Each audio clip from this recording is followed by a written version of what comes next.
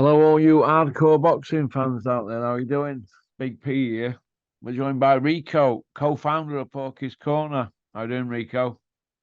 Good, thanks. I mean, sleep deprived like everybody else after staying up until however late to finish watching boxing. I mean, why can't these shows main event start at 10 p.m.? Why does it always have to be so late? I know. How was Finland, Rico? Was it cold? Yeah, it was like minus 7, 8 degrees, lots of snow, but then again, we've had cold weather here, right? Don't you get like summers over there where you can see grass and all that and jump in tree houses and Yeah. I mean, that you and do go have on? summers. You have You do have, farmers fields, Rico, over there. yeah, Farmers you do fields. have summers. It's not just Arctic No, Iceland, is it? it's not just snow and all that then when you were growing up as a kid, no. No, of course, it's Because proper whenever four we seasons. see, yeah, whenever we see Finland on telly, there's usually got Franz Klammer going down an hill in on BBC Two at 6 o'clock on a Sunday. Yeah, because you know what, if you're going to show a place that has grass and sun and other things, you're not going to pick Finland, are you? That is it snowy all year round? No. It's only snowy in the winter time. Summertime, it's warm like here, and then it's very light. So, it's long days and short nights, and in the winter time, it's the opposite. Yeah, do they have fish and chips over there, Rico? No, that's a British thing, mate. They Is don't it? do fish and chips anywhere like they do in this country, do they? No, they're on every corner around here, aren't they, Rico? Yeah, but you know what? With these prices all going up, I mean, our local fish and chips is charging 9 quid for fish and chips. I mean, outrageous, right? Yeah, that shouldn't bother you with your salary, Rico. You know what? Everybody's squeezed the same way. I mean, I used to go there during lockdown, so you get one for 6, 7 quid, right? Now it's 9 quid. You They get a don't get curry a sauce pot on the. noodle out at Cupboard, Rico. Exactly. I'm like a pet. I'm like Jack Massey. I'll be soon working another job just to make ends meet. Jack Massey will be working in Dennis's scrapyard within 2 years. You watch. Yeah, I mean, we'll get to Jack Massey, but yeah, should we get on with the card? Yep. Okay then. Right. We saw the show last night. We'll skip a few at the beginning of that show. What did you think to It's Big Phrase? You know what? I didn't think it was a entertaining fight. So I don't know, is he sort of struggling with the transition from amateur to pro? But the opponent was, I wouldn't even say durable, but he was just one of these heavyweights you bring in. And in some ways, you kind of expect those guys to be taken out. And I think it's fine if you work on things uh, as you're developing. But on the other hand, all I want to see is a young heavyweight just take people out. He would have had Yeah. tougher sparring than that, right? I don't think maybe he just hasn't recovered from his injury well enough or something. But he's only was this his fifth or sixth fight? Fifth. But then if it's your fifth fight and you fight against opponents like that, I don't have to see you on TV. You can be on the card, but I don't have to see you on televised portion. Like I think increasingly with boxing, you become quite selective on how much you want to watch these cards because they go on for 5, 6 hours. And if you've got filler like that, where Fraser Campbell's fighting against somebody we've never seen, doesn't look in great shape, and he's struggling, then it's not struggling, but he's struggling the game out of there. Then it's not good entertainment. It's not good value. It's not good use of anybody's time, right? Yeah. Yeah. It's Fraser needs to step it up. He's an Olympic bronze medalist for God's sake. You know what I mean? Yeah, I mean, look at these guys like Joyce. Tony Yoka, Yalalov, all these other guys that were fighting that turned pro after the Olympics. They all went straight in pretty heavy and had good opponents and so forth. Yeah. I mean, you can do that after 4 or 5 fights, right? Like nobody that he's going to be facing, nobody that he's going to be facing in his first 10 fights are anywhere near the level of competition he would have had to spar at Team GB. Yeah. Jack Massey against Parker. Just comment on fight. We'll cover the Massey situation later. But Parker Massey, what did you make of that, Rico? I mean, how bad is Parker, right? He's meant to be a Oh, heavyweight.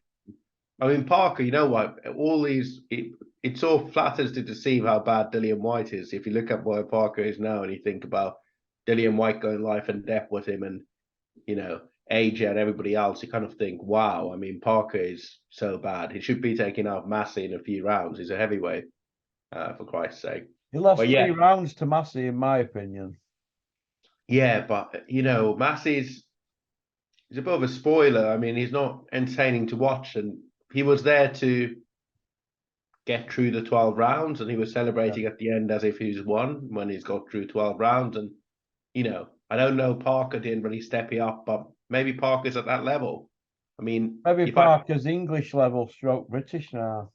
Yeah, I think he is. I genuinely think he is. I think he's the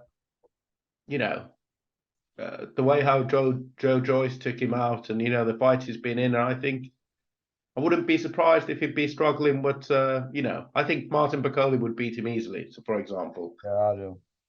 Echo and the Bunnyman, Chris Congo. It's a hard fought fight, but Esserman was probably better and worked harder, and for a short guy, he fights.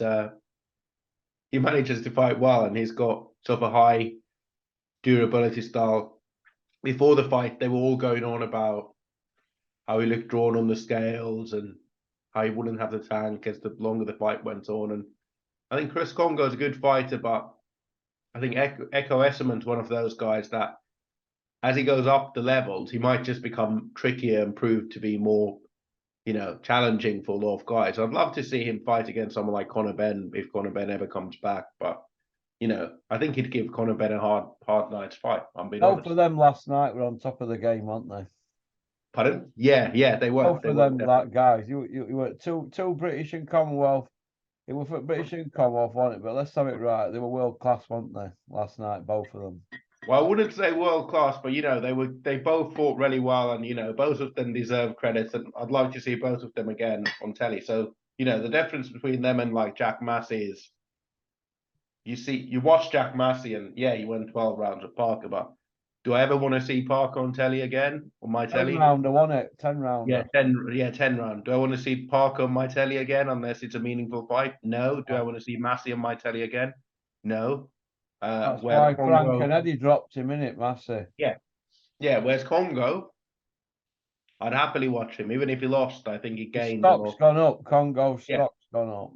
Yeah, and there's lots of good fights to be made. I think Chris Congo, again, these are guys that I think are better than Conor Benn. Yeah. Right then, to the main event. Christopher Eubank Jr. against Liam Beefy Smith with his cheap teeth job. Yeah. You know what? I think Eubank Jr. was getting into the fight, and he looked better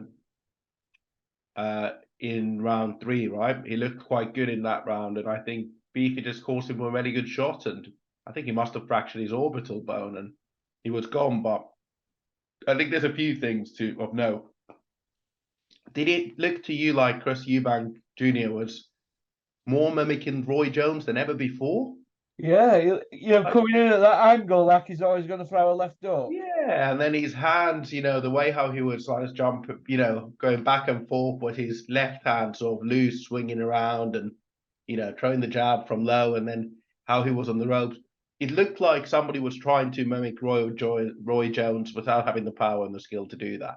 And I think he's definitely regressed as a fighter over the last few years, but part of that must be because we know he lives the life, and he doesn't necessarily like to train when he's not between camps, and he hasn't been particularly active for a few years.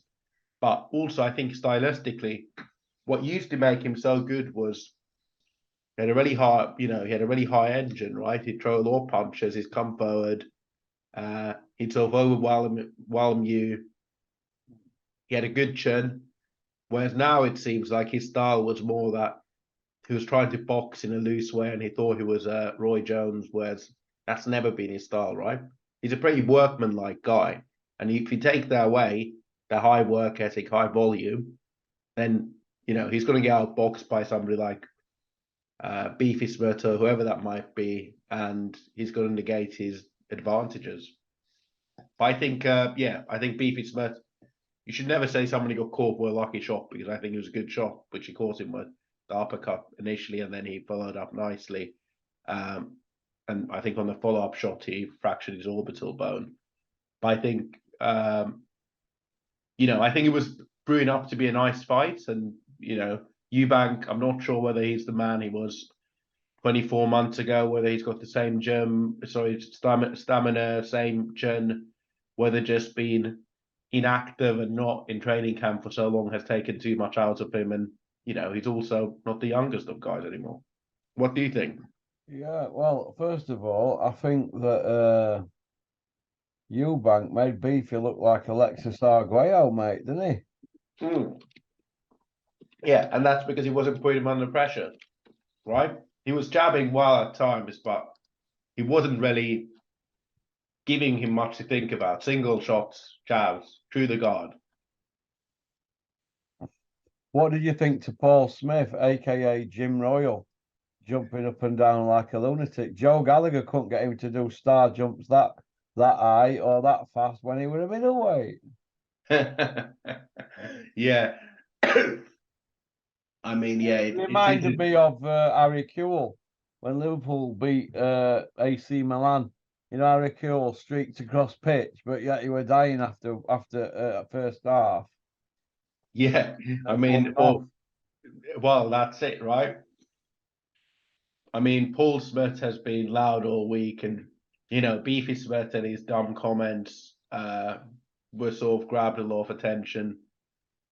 Grabbed a lot of attention in the build-up, and Paul Smith. I mean, all of that bunch, Paul Smith, Beefy Smith. I don't think any of them are particularly likable, if I'm being honest. The whole sort of Bellew Smith posse isn't particularly likable. Crawler's a nice Big kid. Chuck was there. They were all there, weren't they? Yeah, I saw a photo of them all in the changing rooms afterwards. Like Natasha Jonas, Crawler, decent, from that era of the Gallagher gym. But I think the Smith brothers, they just never really. Nobody likes them outside of Liverpool. I don't think anybody does. They just seem to wind people up. Well, I don't know what happened last night, but Beefy looked well. I mean, are people going to be saying that Beefy is like your Popeye? He ate all the spinach. You know what? Sometimes though, going up in weight class gives you that extra power.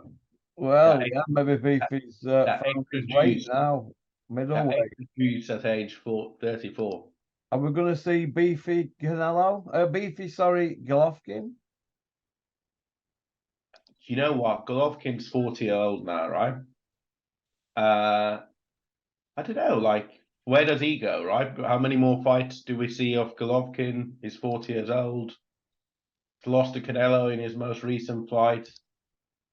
I don't know. I'm not interested in Beefy. I'm not interested in his career. I don't think he's an interesting fighter. I don't think his style's particularly good. I wouldn't mind seeing the rematch if Eubank Jr. is actually taking it seriously and training hard. But yeah, that division, you're looking at Derevchenko, Lara, Canelo. Mungier's a young guy. Yeah, I think all of that is I'd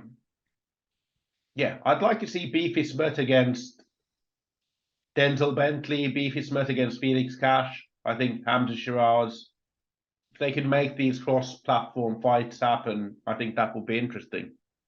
Keep it British, see where Beefy is. Yeah. Do you think they should just make the fights now instead of saying it's got to be for a belt and all this down the line nonsense? Yeah, you know what? We want to see how good Hamza Shiraz is, right? The guy's only 23 years old. Why not put him with Beefy Smith? Denzel Bentley deserves another shot. Felix Cash, I mean, 29 years old, 16-0, been at Matchroom for years and years and years. The only meaningful fight he's really had is, I'd say, Denzel Bentley. But again, his next fight is going to, previously fought against a guy that was 9-2-2.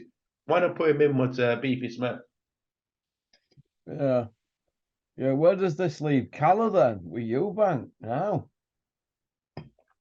So I think Eubank's going to retire, if I'm being honest. Yeah. Eubank's had how many pay-per-view fights in his career? He's had Groves, he's had De Gale, he's had this one. He's 33 years old. He's had a very good career. If you take away the fact that his name is Eubank and the hype around him, you know, the guy is 32 and 2. 32 and 3. He's beaten the likes of Abraham. I'm not going to even give that cover of fight as a win because I think he won it. But yeah, we all know what happened. He's beaten the Gale. He's beaten Yildirim. He's had a good career, right? So if he's not really interested in being a full-time boxer or winning a world title, then let him retire, right? What But do you I think? reckon they're going to wheel him out and fight. He'll fight against Kell Brook. That's my guess. Fight against who? Yeah, I saw Terry Brook was there in the audience, and I guess he wants to win it, but I think they're going to try and wheel Eubank out and fight against Kell Brook. Two shot fighters. Yeah. Pay-per-view, Sky. Well, didn't they do Amir Khan against Kell Brook, right? Yeah, he was shot as well on me, wasn't Yeah, as was Kell at that point. he? What about Billy Joe? Is he mixed with Eubank? Billy Joe's retired, isn't he? I mean, when's the last time Billy Joe fought? Canelo? Yeah, 2 years ago, isn't it? Yeah, and we've all seen how he looks, right? He's not in great shape, is he? No. Can you see him making a comeback? I mean, I'm sure he made enough money at that point. I mean, Billy Joe's only how old is Billy Joe? 31, isn't he, I think. Something like that. 32, 31. 33, it seems. Yeah, 33. So yeah, I think with Billy Joe, I'm not sure he's interested. What do you think? No, he's been out too long. And if he come back, could he do middleweight or super middle? Safely. I think he came back as super middle last time. He's fought at light heavy, didn't he? He's fought. Remember, he fought that one fight in at light heavy. Was in the US or somewhere. Yeah, yeah. He fought Charles Adamo at 180 pounds, didn't he? Yeah, he did. He did. Uh, What do you make of this Conor Ben mocking Eubank Jr.? well, I mean, he hasn't got a license, has he, at the moment? How can he shoot his mouth off? Yeah, the guy's a joke, right? He's a cheat, and you know he mocks Eubank Jr. for losing. I don't think he has any fans. He probably doesn't realize that he's one of the most disliked boxers in the UK. Although I think a lot of the matchroom casuals still like Conor Ben, right? Because he's innocent. Yet we are yet to see any evidence of his innocence, but he's innocent. Do you think, Rico, that they're going to wheel him out as the villain if he gets a year ban and his fights in April? Do you think he'll be wheeled as the bad guy for a while? Wheeled out? I don't think. I don't think he will allow that to happen, right? I think for him, crushing it, the whole narrative, I think for him, it's very important to be perceived as an innocent guy that's been hard done by. If he wants, I could see why you think that, but the way how he's been on social media and the way he's carried on about his innocence and how he's been hard done by, I believe that he wouldn't allow that. Yeah, dear. No, yeah, because even if he met, for him, it's all about look at me, I'm working hard. Like he doesn't want to be seen as this guy that's cheated. And Eddie doesn't want that either, right? Because Matchroom never have any cheaters or promote them. Yeah, yeah. Where do you see this drug test thing going then, Rico, with him? Because it's dragging on now 6 months, isn't it, since first test? I don't know. To be honest, I don't know what's going on because he keeps on saying WBC won't come out with some evidence, but don't, it's not WBC to come out with evidence. you know, that we found a test result where we found that he was guilty. Either the test is wrong or not. It's off the WBC's rules. Has he taken supplements or not? I don't really know what's going on, but I think they're just convoluting and dragging it out so that it seems like he's not guilty, and then he'll fight maybe in 6 months' time, and he would have served a ban in the meantime. They would have agreed to some sort of shorter ban, but nobody knows that he was banned. Yeah. Yeah. You know how it is, they'll respin it, a bit like White and the B sample. After 2 years' time, everybody would have forgotten, and the media won't mention it either. You know, people pretend that it never happened. Well, he's failed 2 tests though, hasn't he? Yeah, So surely it can't be just a year ban for that and fighting in April. well, it probably is, to be honest. I'm sad to say, but I think it will be. Yeah. Sadly, because if it was Liam Cameron or Jack Massey under Dennis or anybody else, they would be having a very long ban. But in this case, it's very different. Well, you can get 4 year for each test, can't you? Liam had 1 test, he got 4 year. They've had 2 tests. If they get a year, how's that fair? Well, it isn't, mate, is it? You know what I mean? That's Uh, boxing. That's boxing for you, unfortunately. yeah, it's a harsh reality, isn't it? What do you see next for Dylan White, Rico? Um, I think he'll fight against AJ, but not the next fight. I don't think it will be the next fight, if that makes sense. Think he'll just park his son up and wait for AJ? Yeah, I genuinely think that's what's going to happen. Yeah. I think it makes sense for both guys, right? Yeah. Don't you think? Yeah. Yeah, I think it's probably only fight for them, but they're both really over hill and down, going down it. They've peaked, haven't they? And they're going downhill now, aren't they? Yeah, I think it's safe to assume that's the case, right? But Yeah. they both names enough, and you can probably spin it enough, right? Because wasn't that the whole thing about what do you call it? The whole Fury fight that people are just conned into thinking. People are conned into thinking that White's a big name and he's been hard done by. No, he's not been hard done by. White had an ample time to serve papers on the WBC for his shot. They dragged it on and on and on and on while dining out that I'm next in line and I'm the man being swerved. When really he was the one doing the swerving, wasn't he, really? He was, Do you know, but you know what I but mean? we never saw any B samples. We never saw any court papers that the guy's just a liar, right? And now he's gone quiet. But it's people like Eddie and others that have enabled him to have that behavior. Yeah, they're all in on it. They've been writing scripts since he came back after his first drug issue when he got a 2 year ban. Yeah, exactly. Nobody mentions that, do they? No, we don't mention his 2-year ban. Wilder, Rico, what next for him? I think he's fighting Andy Ruiz. Yeah. Don't you? Yeah, I think it's a good fight if it comes off. Yeah, I think Andy Ruiz makes a lot of sense. Andy Ruiz is he's a name, American against an American, PBC. I think it makes a lot of sense.